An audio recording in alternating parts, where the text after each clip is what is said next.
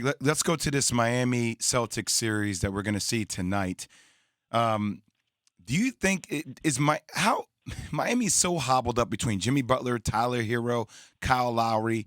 Do you give the edge to Boston to win this series now? I do, but a lot depends. You look, and it's already Marcus Smart and Robert Williams are questionable. We don't know about Tyler Hero. There's already some reports that maybe he's going to try to play.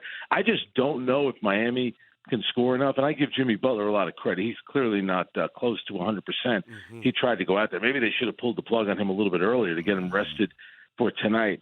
But, Al Horford makes such a huge impact in this series. Look at he wasn't available in game one, and they laid an egg in game one. He's played really well since then. I thought he was dominant. But for me, Robert Williams, he gives him so much trouble around the rim on both ends of the court. He's constantly in and out of line, but I guess he was walking off the court the other night, and he was limping again. So he just seems like he's one of these guys that's always going to have injury issues. But I do give Boston the edge. I still go back to that Game 6 that they won in Milwaukee, where Tatum scores 46 points in elimination game on the road against the defending champs. That tells you so much about him and that team. They're going to have to win one more road game, but I think they're good enough to do it. But I would like to see Robert Williams out there. Frank, how long have you been covering the NBA? I started covering the Nets way back when they had a crazy team: Kenny Anderson, Derek Coleman.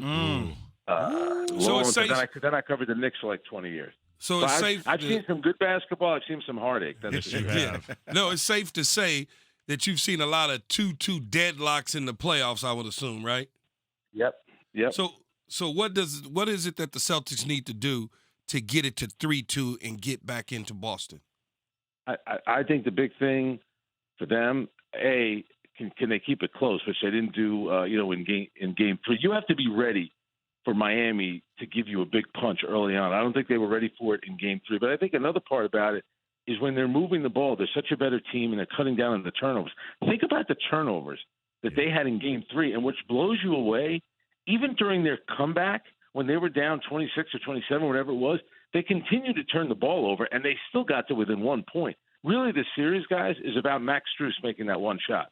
Yeah. After Jaylen Brown hit that 3 with about 2 and change to go in game 3, they got to stop there and score. That really could change things. And Max Strus in that moment, he probably wasn't the first guy that you were going to think about hitting a gutsy shot like that. That, to me, was everything. So if Boston could cut down on the turnovers, continue to share the ball, that's when they're at their best. That's when they've been at their best all playoffs. Yeah, it helps when they blitz you too offensively. But, Frank, a guy, and I'm happy he got a major contract because I thought it was deserving, and I think he's a Swiss Army knife, and the versatility he brings to the table is different than any other NBA player in Bam Adebayo. But what is going on mentally there? Because in Game 3, my man took 21 shots, had 31 points, was aggressive. You loved seeing him attack, especially after not doing that Game 1, Game 2. Now, I know they were down early 18-1 in the first quarter, and their starters combined for historically poor performance, 18 points overall. But for Bam to take 5 shots in Game 4 was mind-boggling to me. Can you help me? Can you explain that to me in some form or fashion? I agree. I also think Robert Williams has a lot to do with that. I think very quiet. Yeah, but Frank, 5 shots, though? 5 shots? I get it. But, last year in the first round, and it got completely swept under the rug because they got swept on the Saturday of Memorial Day weekend in the afternoon, so nobody was paying attention. Mm-hmm. So they got swept by Milwaukee, and he got dominated by Giannis in that series. So he is a little undersized. You love so much about Bam Adebayo, how hard that he works. Every year he seems to be getting better, but sometimes being a little undersized is a factor. I agree 5 is unacceptable. He has to do more. That's why it would worry me about Boston because, again, the one thing about this Miami Heat team, we all know how mentally tough they are. We all know how well coached they are. Eric Spoelstra and Pat Riley, they've been through these playoff series a million times. They play all the mental games. You already had Eric Spoelstra talking about the play that Peyton Pritchard made on Jimmy Butler. It's all those little things that go on over the course of a playoff series, trying to win kind of the mind games.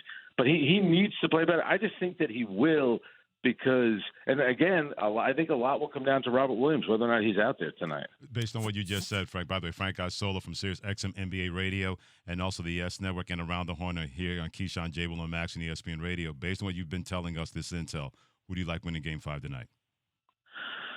I think it's going to be Boston. I think Jason Tatum is going to have a big game. Marcus Smart, it would help if he's out there again, but they're going to need Robert Williams at some point. I want to ask you guys now a question. I want to know from Jay if he's the guy in the media that voted Kyrie Irving third-team All-NBA.